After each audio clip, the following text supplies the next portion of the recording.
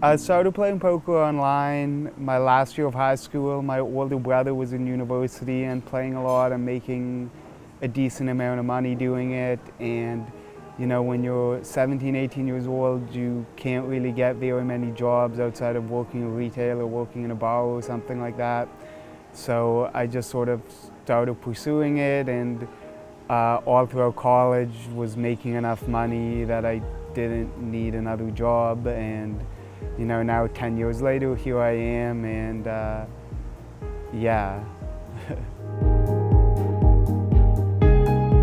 Getting into it, you know, I played sports as a kid, but I was never a good enough athlete to do that professionally.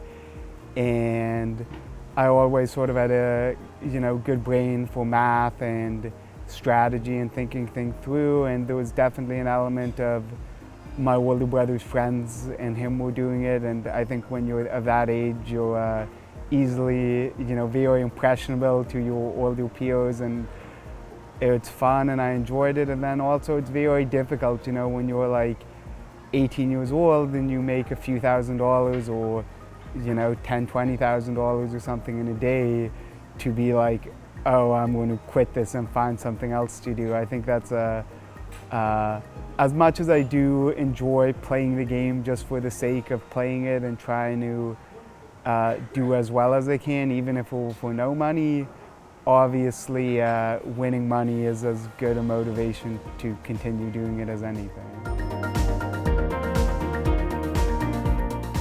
Probably January this year when I won the PCA 25K high roller. Yeah, so that was my first trophy, and it was a pretty big moment for me and my biggest cash. And I try to pretend like I would think, oh, it's just about the money, but then actually getting like the trophy and the title and everything was like a much cooler experience than I thought. And now I'm just hungry to keep getting more titles. I would say don't be arrogant and be more responsible. As much as I could talk about poker strategy, a lot of that stuff you just kind of need to put in the hours to learn. But if you've been around the poker world for a while, you see a lot of really talented players who are struggling to make ends meet, and I think that's not necessarily because of the game, because you know, you're gambling for a living and there are a lot of pitfalls in the gambling world.